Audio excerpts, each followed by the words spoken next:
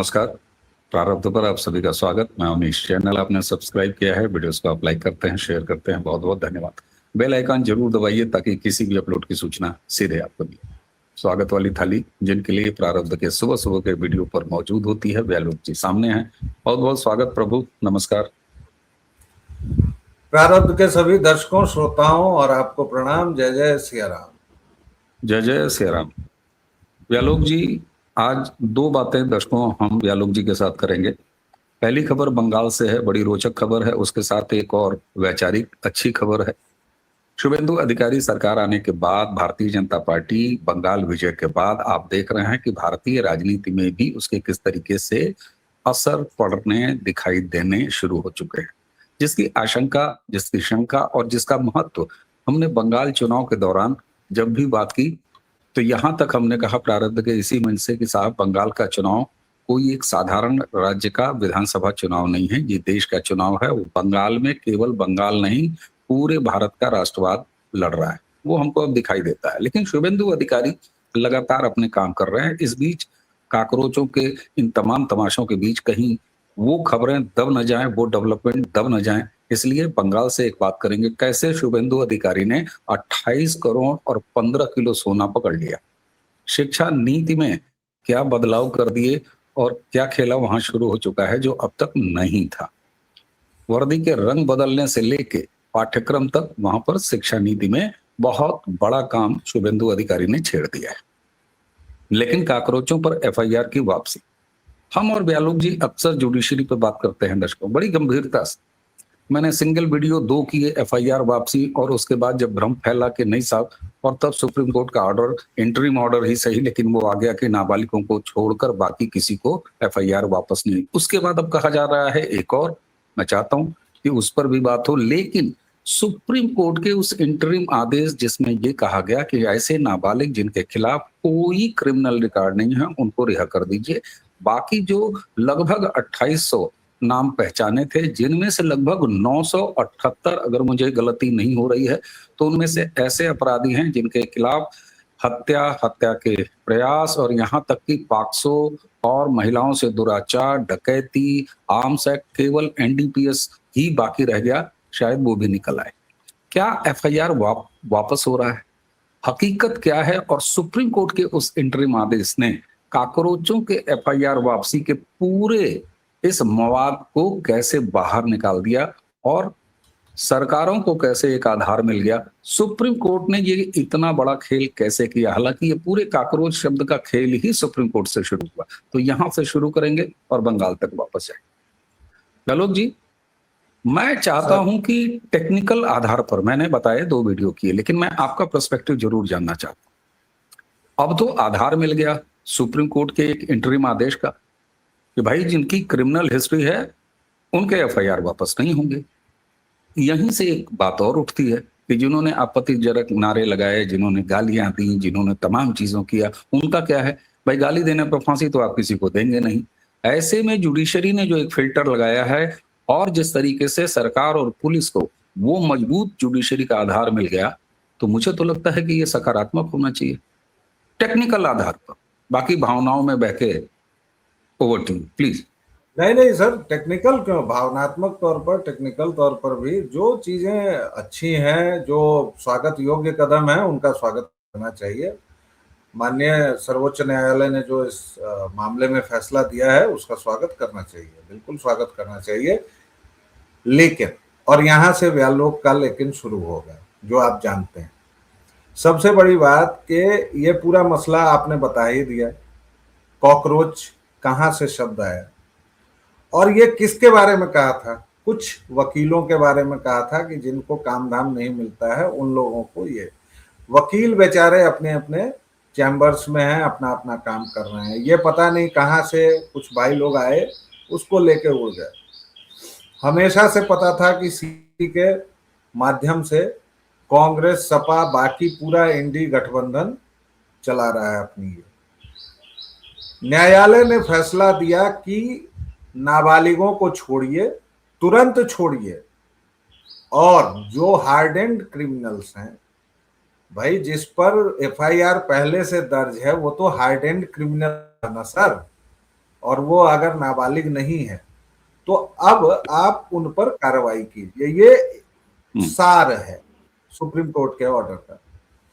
Sir, याद आता है मुझे निर्भया कांड में सबसे ज्यादा जो विभत्स कार्य किया था वो एक नाबालिग था। आज भी वो हमारे उसकी सजा समाज में माफ हुई, 1 करोड़ रुपया भी दिया अरविंद केजरीवाल ने आज वो शायद। हमारे समाज में कहीं घूम रहा होगा, हमारे आपकी बगल में आके बैठ सकता है, हम लोग पहचानेंगे भी नहीं, क्योंकि पहचान भी नष्ट कर दी जाती है जुवेनाइल कोर्ट्स में। ये एक बड़ा पेंच है। उधर कोर्ट, मैं थोड़ा हारमोनियम लेकर निकल रहा हूं, बर्दाश्त कीजिएगा दर्शकों। एक तरफ कोर्ट में चल रहा है कि लड़कियों की जो वयस्कता की अवस्था है, उम्र है, उसको कम किया जाए, यानी 18 से उसको घटाइए।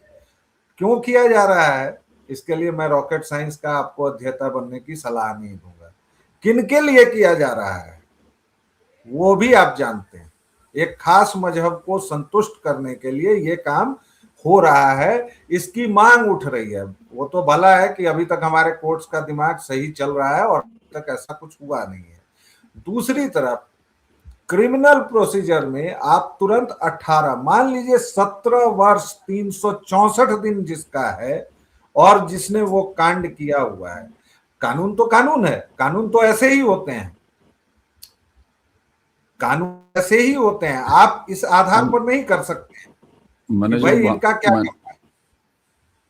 मैंने जो वही जी, कहा कि तकनीकी आधार और भावना, तो आप वो भावना पक्ष पर इस समय है जी, मैं वो सही है। उसी पर आ रहा हूं। हाँ, भावनात्मक पक्ष पर हूं, इसलिए क्योंकि भावनात्मक ही कार्य किए गए, ज्यादातर तकनीकी कार्य नहीं किए गए। ना तो ये आंदोलन था, ना इसमें प्रधानमंत्री या शिक्षा मंत्री से मुद्दों पर बात की गई, उनकी माँ स्वर्गीय को याद किया गया, उनको भद्दी भद्दी गंदी गंदी गालियां दी गई, तो भावनाएं प्रबल रहेंगी।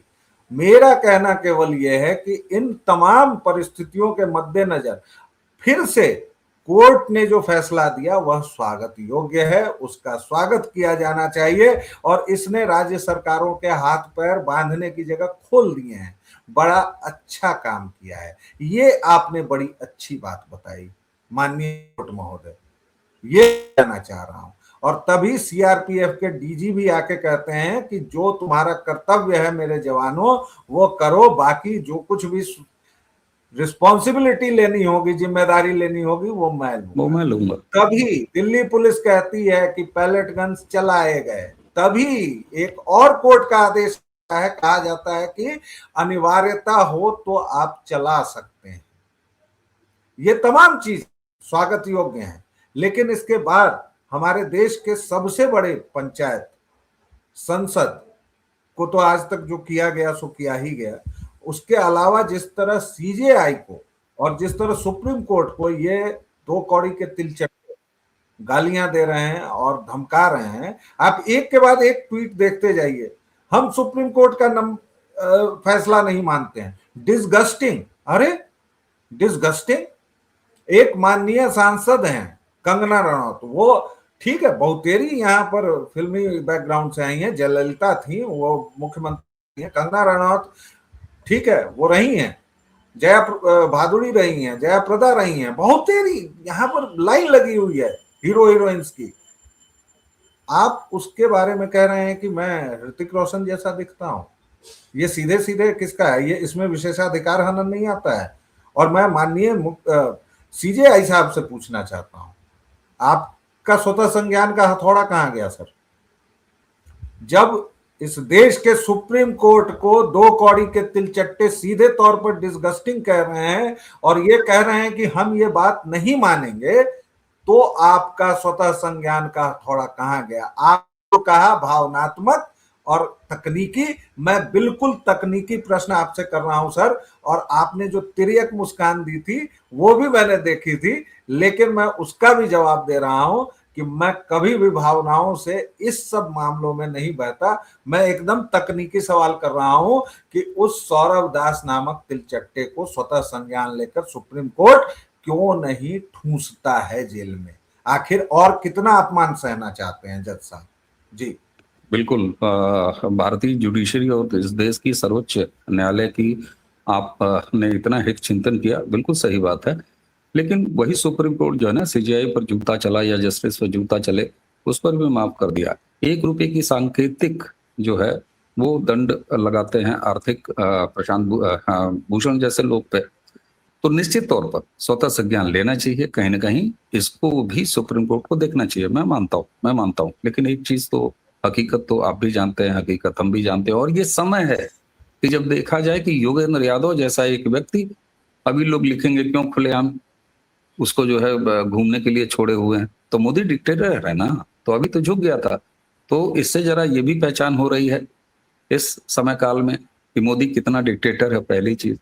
दूसरा ये हो रहा है कि यहाँ जब योगेंद्र यादव ये कहता है कि सड़क से नहीं, संसद से नहीं, मसले जो हैं या देश जो है वो सड़क से चलेगा, चुनाव नहीं तय करेगा कि कौन चलाएगा देश को, बल्कि एनआरकी तय करेगा, तो फिर सामने ये भी देखना है कि वही प्रधानमंत्री जिनको तीसरी बार चुन के यहाँ का मतदाता भेजता है, वो ये इंश्योर कर रहे हैं कि नहीं बेटा, बिल पास करूंगा संसद में, देश संसद से चलेगा, परसिमन भी आएगा, महिला भी आरक्षण आएगा, एफसीआरए भी आएगा, सब कुछ होगा संसद से होगा। तो क्या आपको ऐसा नहीं लगता कि इस देश का विपक्ष एनार्किस्ट है, अलोकतंत्र का समर्थक है, और नरेंद्र मोदी ये कह रहे हैं कि हम तुम्हारे सीने पर चढ़ के नंबर लाएंगे, नंबर लाके और तुम्हें ये बताएंगे कि यह देश संसद से ही चलेगा। और आपने जब कहा था ना कि 18 साल क्यों, अगर 17 साल 363 दिन वाला हो तो कैसे छूट जाएगा, तो कहीं ना कहीं तो नंबर गेम आएगा। हमारा लोकतंत्र भी नंबर गेम पर ही चलता है। तो ये एक दूसरे तरह की वैचारिक बात होती है, उसी को मैंने भावना बेन कह दिया था। अब जरा बंगाल चलें साहब, ये तो दिन भर डेवलपमेंट होगा, लगातार होगा, जंतर मंतर पर किसी दूसरी जुटान की संभावनाओं को देख के वहां पे अस्थायी व्यवस्था भी की जा रही है। सुप्रीम कोर्ट और जो बाकी कोर्ट हैं, इवन दिल्ली हाई कोर्ट में वो जो मामला है, कई बार मैं बता चुका हूँ कि एक एनजीओ गई, उसने कहा कि हरजाना भराओ, वो मामला भी चल रहा है। और एक चीज आप जानते हैं, बहुत लोग जो आंदोलन किए होंगे, दर्शकों जरा लिखेगा, कहा जाता है कि पुलिस की लाठी जो है ना, एक बार कभी बच जाती है तो जब जब जो है वो हवाएं चलती हैं मौसमी, तो फिर बड़ा दर्द करता है और सालों तक वो पीर जो है वो निकल के आ जाती है। 10-10 साल के बाद उपद्रवों के मुकदमे में वारंट आया है। तो सुप्रीम कोर्ट की एक लाइन जरा याद कीजिएगा, उसी इंटरिम जो आदेश था, उसमें जानते हैं क्या कहा था सीजीआई ने? उन्होंने कहा था कि बस एक काम और करिए कि जरा तुरंत तेजी से कड़ी कार्रवाइयां मत करिए। तो ये कोई इशारा होता है जो एडमिन कैसे आराम आराम से चावल ठंडा करके खाता है, पुलिसिंग का ये तरीका होता है। साहब 28 करोड़ रुपए, 15 किलो सोना धर लिया, शिक्षा नीति बदले दे रहे हैं, शिक्षा नीति में बदलाव पर धर्मेंद्र प्रधान का इस्तीफा ले लिया गिरोह ने। हालांकि वो काम तो ऐसा हुआ नहीं कि मिटा दिया। अब जो भी आए हैं, जैसे वही वाला होता था कि अभी तो तुम बांस से सन्नाटे में, तो बरगद का पेड़ आ गया, प्रहलाद जोशी आ गए। तो शुभेंदु जिस तरीके से कर रहे हैं, तो जरा समाचार बताइए, 28 करोड़ 15 किलो सोना कहाँ से मिल गया? और सुन रहे हैं कि इसका लिंक जो है वो अनुव्रत मंडल से जुड़ रहा है, जो कि बागी खेमे में है, और वो बागी खेमा एनडीओ को सपोर्ट कर रहा है। ये क्या तमाशा है? अपने ही आदमी को धर लिया शुभेंदु ने। सर ये बताता है कि अपने आदमी और पराया आदमी कोई नहीं है, हथौड़ा चल रहा है, सफाई हो रही है। इसलिए कम से कम एक राज्य ऐसा है, बंगाल की जनता चैन से अभी रहे, क्योंकि एक साल तो अभी केवल सफाई कार्यक्रम चलेगा। अभी आपने शुरू किया है, वो जो पूरा मवाद है, गाद है, बंगाल की खाड़ी में जमा है, कितने हाइफा लगेंगे, कितने हाइड्रा लगेंगे, कौन कौन सी मशीनें लगेंगी, वो सब सफाई कार्यक्रम हो रहा है। इसलिए वो मंडल जी हो या कमंडल जी हो, पकड़े सब जाएंगे, सबका हिसाब। और ये सरकार तो सब अपनों को भी नहीं छोड़ती, तब ये वेंडेटा कैसे करेगी लोग भाई? वेंडेटा करना होता तो अभी दीदी जी बैठ के स्कूटर पर 4 दिन पहले नाटक का प्रयास को थोड़े कर देती। वेंडेटा करना होता तो अभी तक अभिषेक बनर्जी चले गए होते। भाई देखिए, भाजपा की आप कितनी भी आलोचना करें, इस मामले में आपको उसकी बड़ाई करनी पड़ेगी कि वो कभी भी राजनीतिक प्रतिशोध के हिसाब से काम नहीं करती है। और ये 1975 से इतिहास है, जब जनता पार्टी थी तब भी इंदिरा गांधी के साथ वेंडेटा कभी नहीं किया गया। जयप्रकाश नारायण ने बेटी बनाया तो बेटी की तरह ही रखा, भले उस तानाशाह ने देश की तैसी कर दी। तो ये अच्छी बात है बुरी बात है मुझे नहीं पता, लेकिन ये बात है, ये तथ्य है। अब आपने एक शब्द कहा था शिक्षा नीति।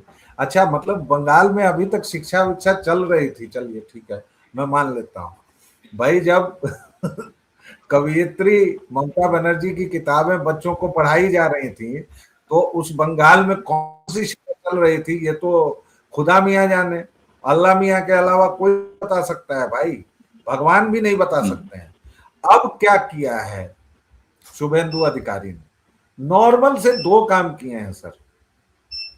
न्यू एजुकेशन पॉलिसी लागू कर दी है और पीएम श्री योजना, पीएम शब्द से चिढ़ती ना ममता बनर्जी को, तो पीएम श्री योजना उन्होंने लागू कर दिया। इससे क्या होगा, 80,000 सरकारी स्कूल हैं बंगाल में जिसमें केंद्र से फंड मिलता ही नहीं था, कोई भी योजना हो, क्योंकि ममता बनर्जी ने बंद कर दिया था कि भाई हमको तो एकदम अलग ग्रेटर बांग्लादेश बना लेना है, उसकी प्रधानमंत्री बन जाना है, तो उन्होंने बंद कर दिया था। अब सारे फंड्स मिलने शुरू होंगे। इसके अलावा बुनियादी ढांचे में सुधार होगा। आपको पता है, मतलब अधिकांशतः बिहार के अधिकांश स्कूलों में मैंने गैस से देखा है मिड डे मील बनते हुए, हर एक से नहीं देखा है लेकिन बहुत सारे स्कूल्स में, अधिकांश में। बंगाल में ऐसा था ही नहीं, कोयला चूल्हे थे, तो अब वहां सौर पैनल लग रहा है, स्वच्छ शौचालय हो रहा है। ये सब मतलब जो बेसिक बातें हैं वो मुझे बतानी पड़ रही हैं। अब क्या कीजिएगा दर्शकों, इस देश के प्रधानमंत्री को 14 साल पहले लाल किले से बताना पड़ा कि भैया शौच कैसे करते हैं, कहाँ करते हैं। राहुल, अरे आपके एलओपी ने मजाक उड़ाया था भाई उस समय बहुत तगड़ा। ये कौन आदमी आया है जो हाँ शौचालय बनवा रहा है देश में। हमारे एलओपी ने तो इंडिया का भी बनाया था मजाक, मेक इन इंडिया, और आज देख लीजिए उसी मेक इन इंडिया में उन्हीं का आदमी वांगचुक जाता है और वंदे भारत की बढ़ाई करके चला जाता है। मतलब मोदी जी तो सबको सेट कर दिए हैं। अच्छा सबको व्यालोक जी, खरीद हैं, एक व्यालोक जी अंबानी के अलावा भी। जी व्यालोक जी, दर्शकों के सामने जरा एक मनोरंजक पक्ष, मतलब गंभीर बात थोड़ी हल्के अंदाज में आप देखिए। मतलब बंगाल में क्या वो कहते हैं ना कि सतयुग आ गया है। ये जो 28 करोड़ रुपया और ये जो 15 किलो सोना की बरामदगी हुई है, आपको पता है दर्शकों इसकी मुखबिरी किसने किया है? इसकी मुखबिरी दरअसल एक डकैती के मामले में 7 डकैतों को अरेस्ट किया बंगाल पुलिस ने। उन 7 डकैतों ने बताया, उन्होंने इनपुट दिया कि ये मीनार मंडल, इसके जो टुल्लू मंडल जो कि अवैध खनन और बालू माफिया, खनन माफिया, इसका सिंडिकेट है। और जो तार अनुव्रत जाते हैं, क्योंकि टुल्लू मंडल जो है वो अनुव्रत मंडल का वो खासम खास है। तो डकैत मुखबिरी कर रहे हैं, ये सतयुग नहीं है तो और क्या है शुभेंदु के बंगाल में। दर्शकों जरा देखिए जी। व्यालोक भाई, जय गुरुदेव, सतयुग आ गया, आ गया। एक जय गुरुदेव वो होता था सर, आजकल पता नहीं दिखता है, कम दिखता है। जो नारे लिखे होते थे, जय गुरुदेव, शाकाहारी बनो, सतयुग आ गया है। एक रामपाल लाते हैं रोज सतयुग, अब ये डकैत लाएंगे बंगाल में। सर देखिए, सतयुग आया हो या ना आया हो, डर का माहौल तो है। जो रवीश बाबू कहते हैं ना कि डर का माहौल है, और जो हाजी आमिर की पुरानी बेगम को डर लगता था, वो माहौल तो शुभेंदु अधिकारी ने बना दिया है, ये तो तय है। क्योंकि अब डकैत भाई मुखबिरी कर रहे हैं, कल चोर गले में लटका लें। मुझे याद आ रहा है कि 2017 में 18 में जब बाबा की सरकार बनी योगी आदित्यनाथ की, उसके बाद कुछ ऐसी तस्वीरें आई थी, हाथ में प्लकार्ड लिए हुए, गले में लटकाए हुए कि हमें जेल में डाल दो, हम अपराधी हैं।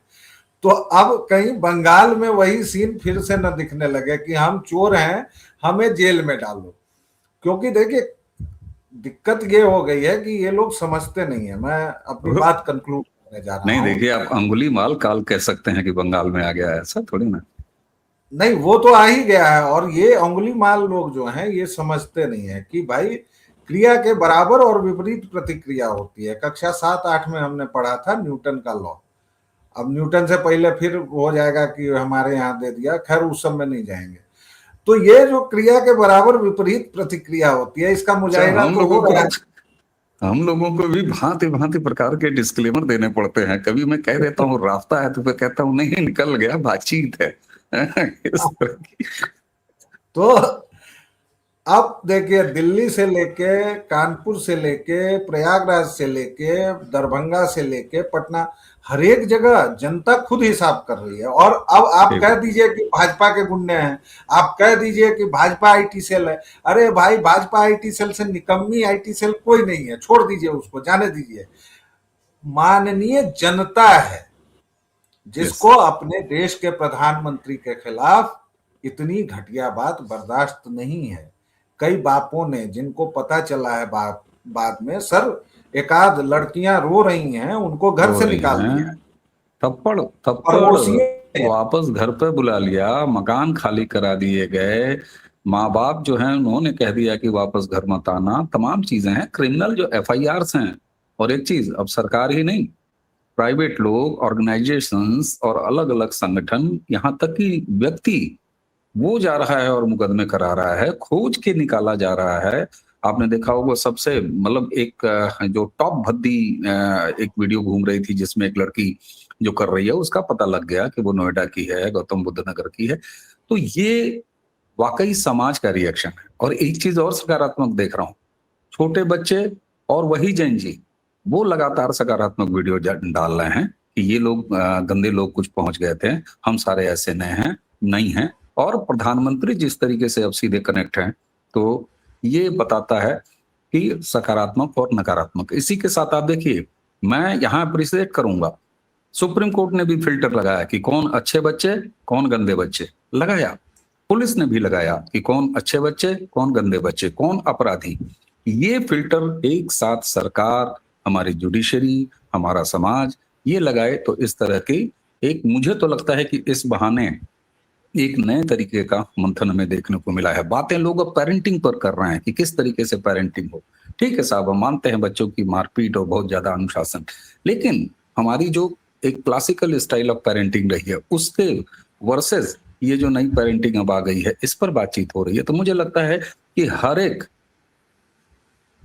कोई डेवलपमेंट हो चाहे नकारात्मक भी हो, अगर समाज सकारात्मक है वे लोग भाई, तो चीजें निकल के आती हैं। और एक चीज और, बुराई हमेशा से रही है, नकारात्मक तत्व हमेशा से रहे हैं। राहुल गांधी की पॉलिटिकल शैली इस देश में कभी खत्म नहीं होगी, ये बात भी सही है। कोई चीज खत्म नहीं होती है, बस चूंकि जिस मॉडल को हमने अपनाया है, जहां नंबर्स आते हैं, जहां बहुमत होता है, जहां ये होता है कि एक समाज का बड़ा हिस्सा या संगठित हिस्सा किस बात के लिए सहमत है, तो चीजें उसी से डिसाइड होती हैं। अब इसके सामने अब बात करने लगी है, नहीं नहीं फिर तो एक चीज ऐसे कैसे होगा, इससे नहीं होता। इससे आप जो है वो बौद्धिक जुगाली हम लोग बैठ के कर सकते हैं कि हमारी न्याय प्रणाली बदलनी चाहिए। ठीक है, सुधार होना चाहिए, मैं तो इसी को सुधार मानता हूं। पिछले दिनों से लगातार जो जुडिशियल सिस्टम द्वारा हमें बैकअप मिल रहा है, इस देश को बैकअप मिल रहा है, सकारात्मकता को बैकअप मिल रहा है, क्या हम इसे न्यायिक सुधार के रूप में नहीं ले सकते? ये भी न्यायिक सुधार है। तो मुझे लगता है कि चीजें जब सकारात्मक देखिएगा तो वो आपको दिखेंगी। बहरहाल ये तमाम कंफ्यूजन बहुत ही अफवाह की श्रेणी के हैं कि मुकदमे सब वापस हो गए, तो उस मोड से वापस आइए कि मोदी सरकार झुक गई। सरकार झुक गई भाई, लेकिन झुकने के बाद क्या हो रहा है जरा इसको भी तो देखना पड़ेगा हमें। जी, उंगली उठ गई सरकार की। 10 साल से उमर खालिद चक्की पीसिंग। भैया लोग, बहन जी लोग, प्लीज इस सब बवाल से दूर रहो यार। कोई बचाने नहीं आएगा, ना प्रियंका आएंगी ना खड़गे आएंगे। वो 1 करोड़ का भी जो कोष बना है ना, वो तिलचट्टे बड़े तिलचट्टों के लिए, सौरभ दास और बाकी के लिए। तुम्हें कोई नहीं बचा, इसलिए कायदे में रहो और फायदे में रहो। जी, फायदे में रहो, योगी जी की भाषा सबसे बेहतर।